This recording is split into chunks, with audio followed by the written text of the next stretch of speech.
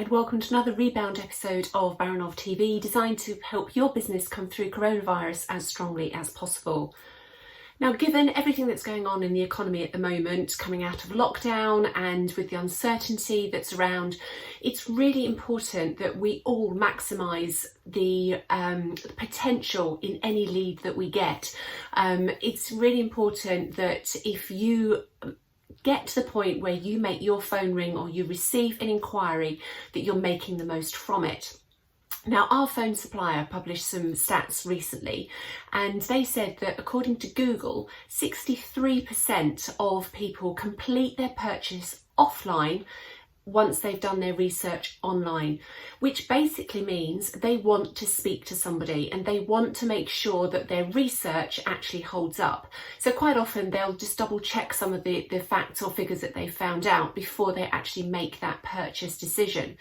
So your job and mine is to make sure that you make it as easy as possible for them to do that checking process and to actually speak to the person at the other end. So we need to make that as easy as possible, and one of the people who can do that with you is your phone provider.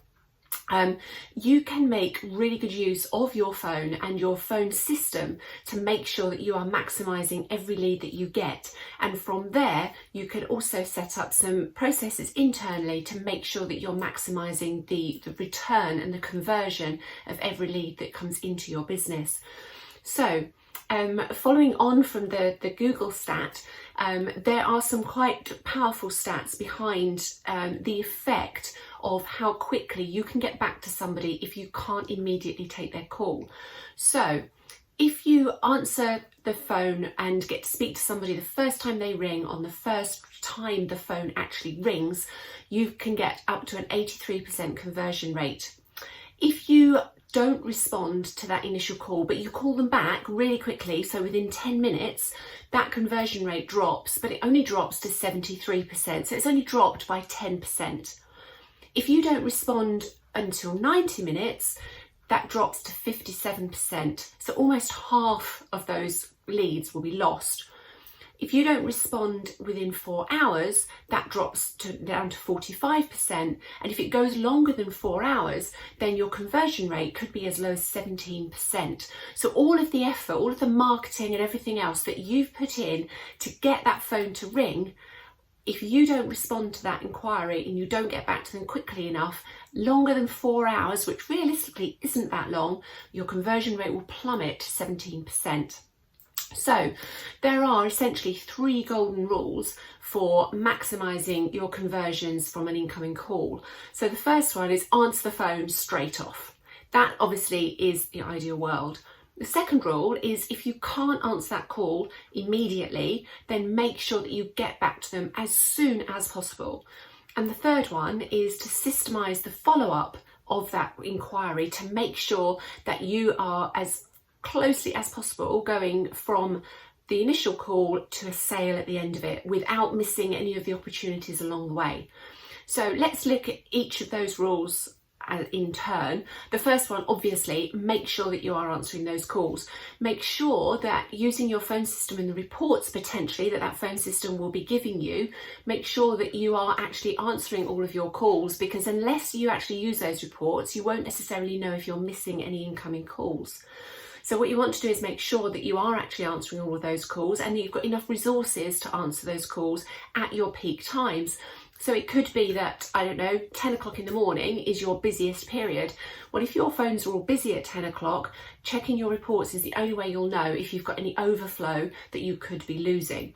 And if you have got an overflow, it could be as simple as either getting the phones to divert to somebody else within the business during that period, if there is an overflow, or booking an answering service, as we do, that will take the overflow between set hours. And that will just kick in potentially outside of those hours as well, if that's needed.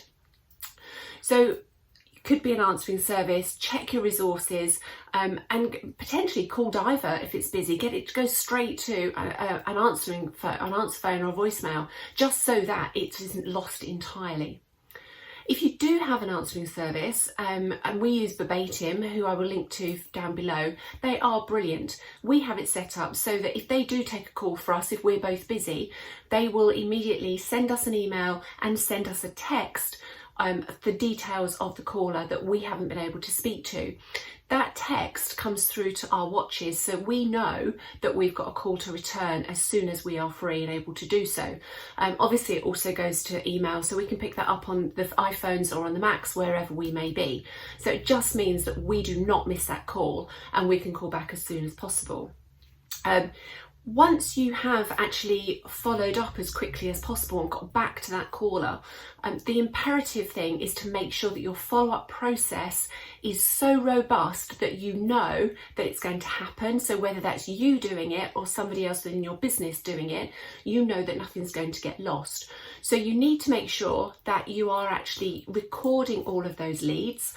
Because you want to make sure that you're exploring all of them, but also you want to know how many leads you're getting from your various marketing activity and where those leads are coming from. There's a whole load of different ways to do that, but that's not really for this video. So you could be that you can link your phone system with your CRM system so that it automatically creates callbacks and records of those incoming inquiries so that you can track them through.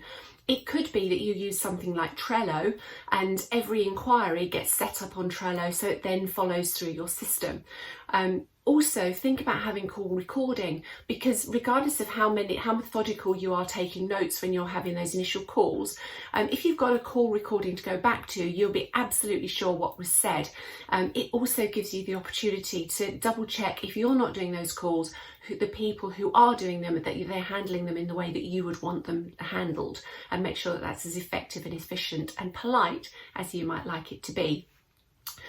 Then what you want to do is make sure that the system is fully automated, or as automated as possible, so that it's prompting reminders along the process, that it's trackable so that you can be sure of the return you're getting on the investment in the front end of the marketing process. But also you want to mix it up a bit. So you might want to have different platforms. So you might want to use email. Yes, we all zap emails all over the place, but also phone calls to somebody to say, I sent my proposal, what do you think? Are we ready to go ahead? It could be using things like video calls. So there are systems like BombBomb or Loom where you can record a really brief video, but it puts your face in front of your prospect. It could be video cards, so that you're sending those out to try and get a meeting, for example. It could be snail mail, a card, a postcard, your actual hard copy proposal rather than an email version. It could be anything really that will build that relationship, build trust, and encourage that customer, that potential customer, to sign on the dotted line, to spend their money with you.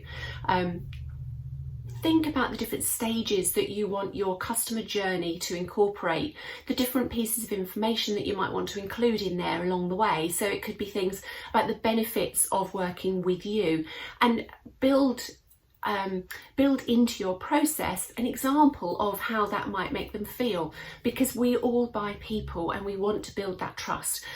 So have a think about what your follow-up process can look like, to make sure that you're including as many different examples of how you will make them feel throughout that process, and make sure that it is as robust as possible, because given the economy right now, as I said at the beginning, we all want to make sure that we're maximising every inquiry that we get, that we're looking after as many inquiries as we can to turn as many of those as possible into a paying customer or a paying client.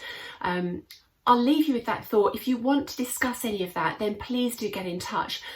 There can be a huge amount in that customer journey, but I don't want to overload the video, but I'm really happy to chat it through if it can be of use. In the meantime, I'll see you all very soon.